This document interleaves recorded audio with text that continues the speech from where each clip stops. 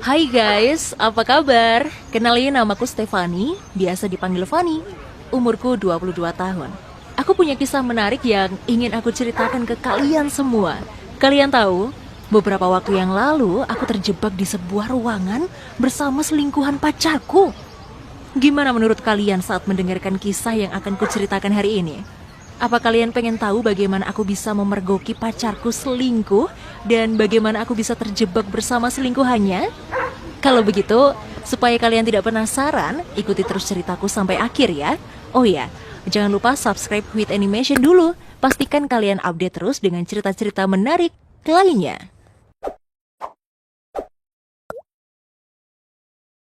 Sebelumnya, aku ceritakan dulu sedikit tentang aku ya. Aku adalah mahasiswi jurusan farmasi yang kuliah di kampus cukup terkenal di ibu kota. Tetapi, aku sibuk setiap hari karena aku sudah semester akhir. Aku harus rajin melakukan praktikum dan menyusun laporan bahkan sampai malam hari di laboratorium. Sehingga aku tidak punya waktu untuk main atau kencan dengan pacarku. Pacarku juga sekampus denganku, tetapi dia beda jurusan. Dan dia juga kuliah di jurusan sosial, jadi kuliahnya lebih santai. Suatu hari, aku sedang lembur praktikum di lab yang berada di basement kampusku sendirian. Tak lama kemudian, ada dia temanku sekelas yang datang dan dia juga sedang melakukan praktikum. Tiba-tiba, Andri, pacarku, menelponku ingin bertemu dan mengajakku jalan-jalan. Tetapi aku menjawab kalau aku tidak bisa, karena sedang sibuk praktikum di lab. Kemudian dia menutup telepon dan aku pikir dia paham dengan kondisiku saat ini. Beberapa jam kemudian, aku melihat dia pergi keluar dan aku pikir dia sudah selesai dengan praktikumnya. Namun, tak kusangka Andri menyusulku di lab. Akhirnya kami hanya berdua di lab sambil ngobrol dan Andri menyemangatiku. Aku meminta dia untuk pulang saja karena aku masih lama. Tetapi Andri masih mau tetap menungguku sampai aku selesai praktikum. Hingga beberapa menit kemudian, dia datang kembali ke lab. Ternyata dia juga belum selesai. Hari pun semakin sore, dan tidak terasa aku hampir seharian berada di lab itu. Namun ada yang aneh. Saat dia kembali ke lab, Andri memperhatikan Dea terus-menerus. Aku yang melihat Andri seperti itu langsung memukulnya. Lalu Andri berkata kalau dia hanya ingin tahu siapa cewek itu. Ternyata Andri dan Dea sudah saling kenal. Mereka mengikuti kegiatan mahasiswa yang sama saat masih semester 1. Kemudian, mereka pun terlihat asik ngobrol-ngobrol layaknya teman yang sudah lama tidak bertemu. Sementara aku sendiri masih sibuk dengan penelitianku. Hari semakin malam dan aku belum juga selesai. Tetapi aku heran, kenapa Dea juga tidak kunjung selesai? Tidak biasanya dia lembur di lab sampai semalam ini. Padahal dia bilang hanya akan menyelesaikan tugas sedikit. Sementara itu, Andri sudah menguap berkali-kali, tetapi dia tetap tidak mau pergi duluan. Sampai aku menyadari bahwa malam itu sudah pukul 9 malam. Aku terkejut dan langsung buru-buru menyelesaikan praktikumku. Saat aku hendak keluar, aku menyadari pintu lab terkunci dan aku tidak bisa keluar. Saat itu juga aku ingat kalau memang biasanya setelah jam 8 malam lab pasti dikunci. Ternyata benar, lab itu dikunci dari luar oleh petugas kampus. Aku benar-benar panik dan aku langsung memberitahu Dea dan juga pacarku. Mereka berdua juga sama paniknya. Kami berteriak-teriak sekeras mungkin, tetapi tidak ada yang merespon. Aku panik sekali. Sampai kapan aku terjebak di dalam lab seperti ini? Saat itu adalah hari Jumat dan di mana besoknya adalah hari Sabtu dan Minggu. Tentunya kampus libur dan tidak ada orang yang akan datang. Aku khawatir terjebak di situ selama beberapa hari. Aku mencoba menelpon orang tuaku dan beberapa teman kampus. Tetapi karena letak lab tersebut ada di basement, HP-ku tidak ada sinyal. Ditambah lagi, baterai HP-ku juga hampir habis. Sama halnya denganku, HP milik Andri dan Dea juga tidak bisa digunakan karena tidak ada sinyal. Aku panik sekali, dan beberapa jam kemudian aku hanya bisa pasrah. Aku diam membeku di sudut ruangan bersama Andri. Namun, aku lihat Dea tidak begitu panik. Dia justru terlihat biasa saja. Aku kesal sekali. Bagaimana dia bisa terlihat tenang di saat kondisi seperti ini? Aku mencoba mencari jalan keluar. Aku keliling ruangan lab. Siapa tahu ada jalan keluar. tetapi hasilnya nihil. Tak terasa hari sudah jam 1 dini hari, dan masih tidak ada tanda-tanda orang lain di luar sana yang hendak menolong kami. Saat itu juga aku dan mereka berdua merasa sangat kelaparan karena tidak makan sejak siang. Akhirnya aku memutuskan untuk tidur saja di situ sampai pagi. Keesokan harinya aku akan mencoba minta tolong lagi. Siapa tahu ada petugas yang berjaga di hari Sabtu. Namun aku tidak bisa tidur karena suasana remang-remang yang agak horor, sungguh menakutkan. Apalagi malam itu hujan deras sehingga menambah suasana tegang di dalam lab. Aku dan pacarku duduk di pojok ruangan dan lama-lama kami ketiduran. Dea juga akhirnya ketiduran, tetapi dia berada di sisi yang lain. Aku mengantuk dan ketiduran sebentar, namun aku terbangun lagi dalam kondisi setengah sadar. Saat aku membuka mata, aku terkejut karena melihat sesuatu yang tidak aku duga. Aku melihat pacarku duduk berdua di samping Dea. Mereka terlihat sedang ngobrol-ngobrol. Namun karena aku masih setengah sadar, jadi aku tidak terlalu memperhatikan mereka. Karena aku masih setengah sadar dan masih mengantuk, aku mencoba cuek. Mungkin mereka hanya belum bisa tidur, jadi mereka ngobrol-ngobrol. Tetapi lama-lama aku curiga karena aku tidak bisa tidur. Aku hanya pura-pura memejamkan mataku. Sesaat kemudian, aku melihat mereka mesra-mesraan di hadapanku. Apa itu tidak keterlaluan?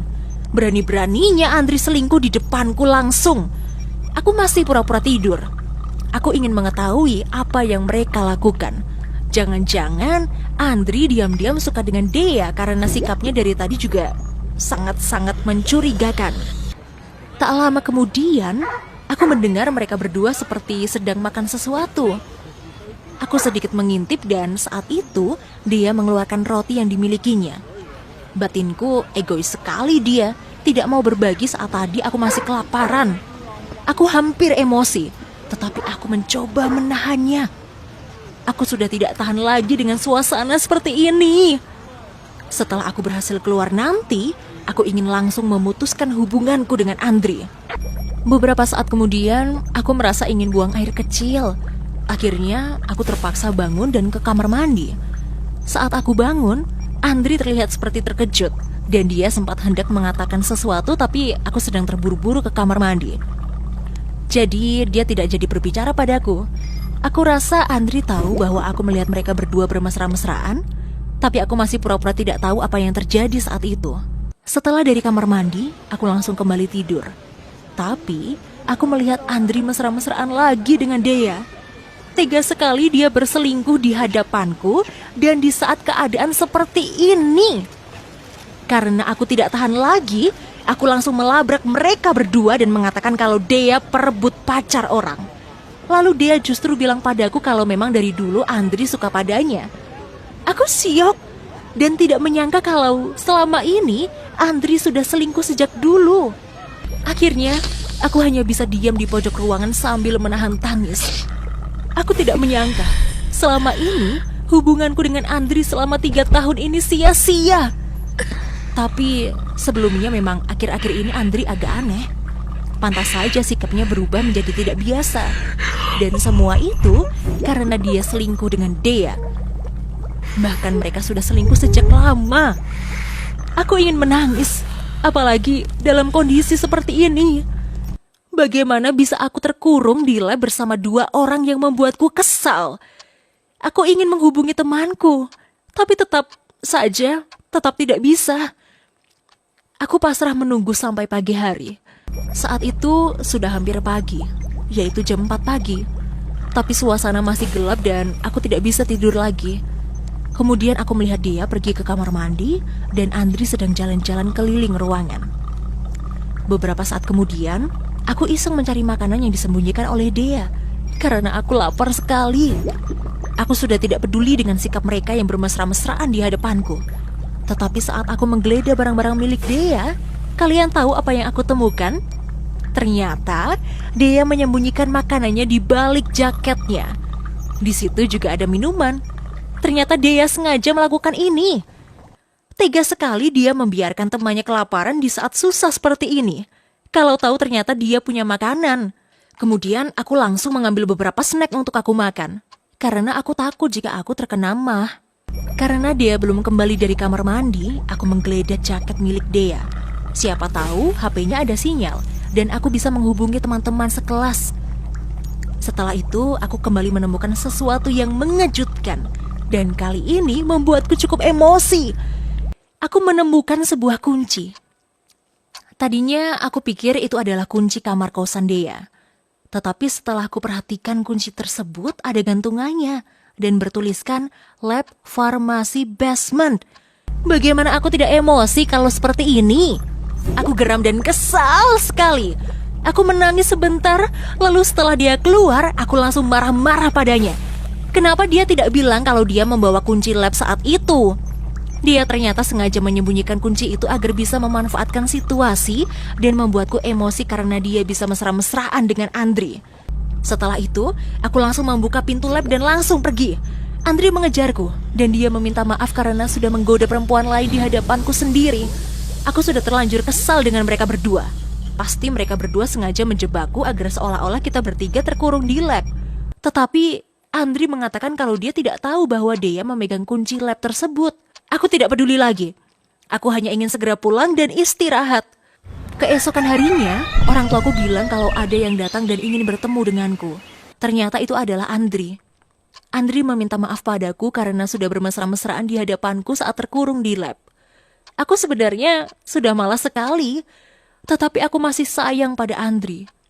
Saat itu, Andri janji tidak akan lagi selingkuh dengan perempuan lain, siapapun itu. Dia sudah memblokir kontak Dea dan tidak akan menghubunginya lagi. Akhirnya, aku memberikan kesempatan lagi pada Andri. Aku dan Andri tidak jadi putus dan kami masih berusaha menjalani hubungan ini. Jadi, gimana menurut